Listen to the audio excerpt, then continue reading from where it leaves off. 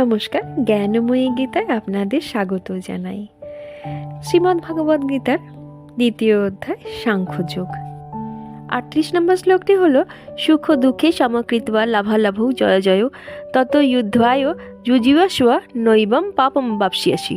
সুখ ও দুঃখে অর্থাৎ সুখ ও দুঃখকে, সমে অর্থাৎ সমান, কৃত্বা অর্থাৎ করিয়া, লাভালাভৌ অর্থাৎ লাভ ও ক্ষতিকে, জয় অজয়ৌ অর্থাৎ এবং জয় পরাজয়কে, ততঃ অর্থাৎ অনন্তর, যুদ্ধায় অর্থাৎ যুদ্ধার্থে, যুজিষ্বা অর্থাৎ প্রস্তুত হও, এবং অর্থাৎ এই প্রকারে, পাপম অর্থাৎ প্রত্যবায়, ন অবাপসিয়াসি অর্থাৎ প্রাপ্ত হইবে না।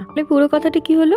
তুমি ক্ষত্রিয়, ধর্মযুদ্ধই তোমার স্বধর্ম, সুতরাং তুমি সুখে অনুরাগ এবং দুঃখে দ্বেষ করিও না, এবং লাভ ও ক্ষতিকে, জয় ও পরাজয়কে তুল্য জ্ঞান করিয়া ধর্মযুদ্ধের জন্য প্রস্তুত হও।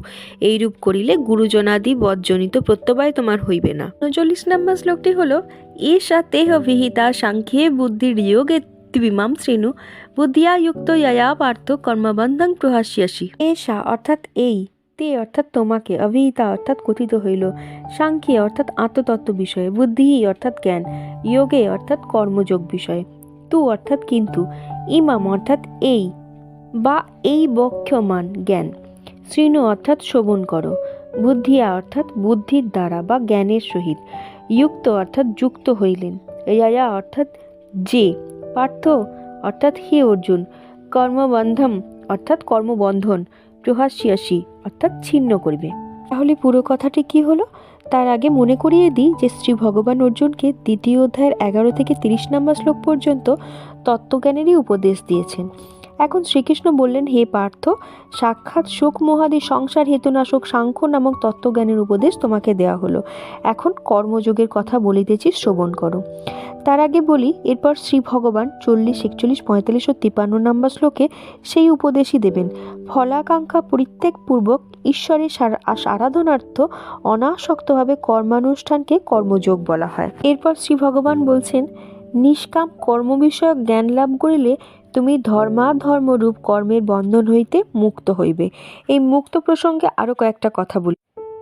অর্জুনের শোক ও মোহ দূরীকরণার্থ 32 থেকে 38 নম্বর শ্লোক পর্যন্ত লৌকিক যুক্তি দেবার পর প্রকরণোক্ত পরমার্থ দর্শনের উপসংহারপূর্বক কর্মযোগ এবং জ্ঞানযোগের বিভাগ প্রদর্শন দ্বারা শ্রী ভগবান গীতা শাস্ত্রের প্রতিপাদ্য বিষয় বলিতেছেন, যা গীতার 3য় অধ্যায় 3 নম্বর শ্লোকে পাই আমরা।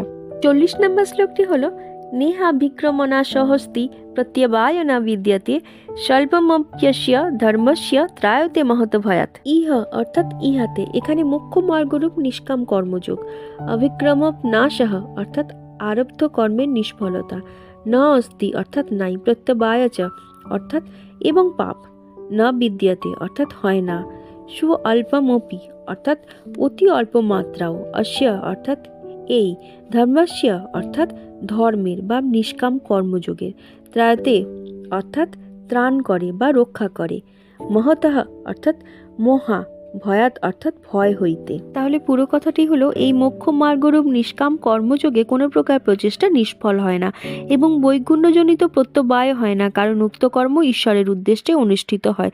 এই নিষ্কাম কর্মযোগে অল্পমাত্র অনুষ্ঠানও জন্ম মরণ সংসারের মহাভয় হইতে পরিত্রাণ করে।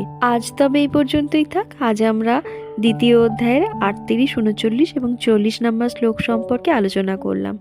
পরের দিন পরবর্তী শ্লোক নিয়ে আলোচনা করব। যদি ভালো লেগে থাকে তাহলে প্লিজ একটি লাইক করে দেবেন, আর চ্যানেলটি অবশ্যই সাবস্ক্রাইব করে নোটিফিকেশন বেল অন করে দেবেন। অনেক ধন্যবাদ।